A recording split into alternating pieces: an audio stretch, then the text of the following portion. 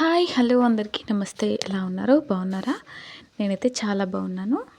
Welcome to Ammu's kitchen magic. ఈరోజైతే గుత్తి వంకాయ, మసాలా వంకాయ, ముద్ద వంకాయ అనే పేరుతో పిలుచుకునే ఈ కర్రీని అయితే చేసేసుకుందాం.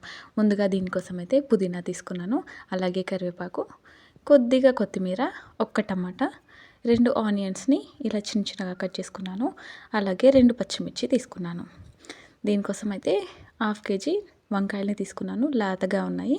వీటిని నీళ్ళలో వేసి పక్కకు పెట్టుకున్నాను. ఇప్పుడు ఒక బౌల్ పెట్టేసుకొని ఇందులో కొన్ని గుండు పప్పు, అదే మినపప్పు తీసుకోవాలి, అలాగే కొంచెం శనగపప్పు. ఇదంతా మసాలా కోసం ప్రిపేర్ చేస్తున్నాను. కొన్ని పల్లీలు అంటే 1 టేబుల్ స్పూన్ తీసుకుంటే సరిపోతుంది. అలాగే ఇందులోనే కొన్ని మెంతులు, అలాగే లవంగాలు కూడా తీసుకోవాలి.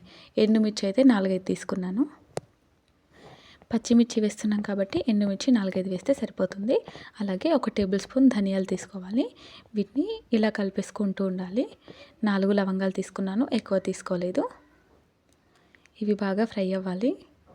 లాస్ట్లో నువ్వులు వేస్తే సరిపోతుంది, ముందుగానే వేస్తే మాడిపోతాయి కాబట్టి లాస్ట్లో వేసి దీన్నైతే పక్కన పెట్టేసుకోవాలి. అలాగే కొబ్బరిని కూడా కొంచెం ఫ్రై చేసుకొని పక్కన పెట్టేసుకోవాలి. మిక్సీ వేసేటప్పుడు అన్నీ కలిపి మిక్స్ చేయొచ్చు.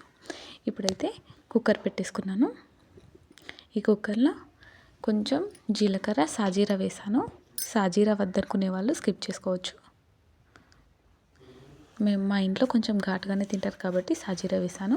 మనం కట్ చేసి పెట్టేసుకున్న ఆనియన్స్ని అయితే ఇందులో వేసుకోవాలి. అలాగే పచ్చిమిర్చి కూడా ఇందులోనే వేసేస్తున్నాను. వీటిని అయితే బాగా కలిపేసుకొని బాగా ఫ్రై అవ్వాలి. ఇవి ఫ్రై అయ్యేలోపు మనం మిక్సీ అయితే పట్టేసుకుందాము. వీటన్నిటిని ఒకటే దాంట్లో వేసి ఇందులోనే 2-3 రెమ్మల చింతపండు వేసాను. అలాగే 1 టేబుల్ స్పూన్ కారం, 2 టేబుల్ స్పూన్ల సాల్ట్ వేస్తున్నాను. అది టేస్ట్కి సరిపోతుంది. వీటిని అయితే బాగా మిక్సీ పట్టేసుకున్నాం కదా, మిక్సీ పట్టేసుకొని పక్కకు పెట్టుకోండి. వంకాయలను అయితే ఇలా కట్ చేసుకోండి. 4 భాగాలుగా కట్ చేసుకోవాలి.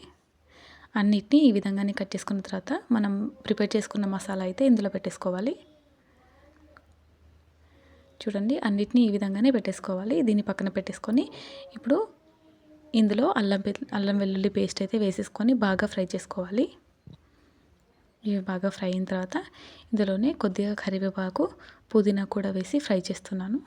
టమాటాలు కూడా ఇందులోనే వేసేసుకోవాలి.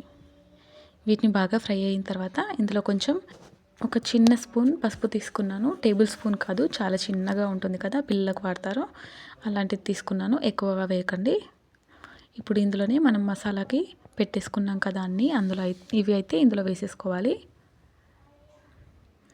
దీన్ని ఒకసారి కలిపేసుకున్న తర్వాత 2 నిమిషాల పాటు మూత పెట్టేసుకోవాలి. చూడండి, ఈ విధంగా కొంచెం ఫ్రై అయింది కదా, మళ్ళీ ఒకసారి కలిపి మళ్ళీ ఒక 2 నిమిషాల పాటు మూత పెట్టేసుకోవాలి. చూడండి, కర్రీ అనేది ఇలా అవుతుంది కదా. మనము మసాలా పెట్టిన తర్వాత మిగిలిన పొడి మొత్తం ఇందులోనే వేసేయాలి. ఇదంతా ఇందులో వేసి మొత్తం కలిపిన తర్వాత వాటర్ యాడ్ చేసి కుక్కర్ మూత పెట్టేసుకోవాలి. కొద్దిగా కొత్తిమీర ఇందులోనే వేసేస్తున్నాను. మూత పెట్టేసుకొని ఒక్క విజిల్ వచ్చే వరకు చూస్తే చాలండి, కర్రీ అనేది రెడీ అయిపోతుంది. చూడండి, పర్ఫెక్ట్గా వచ్చింది. వీడియో నచ్చితే ఒక లైక్ చేయండి. అలాగే కొత్తగా చూస్తున్న వాళ్ళైతే సబ్స్క్రైబ్ చేయండి. Thank you.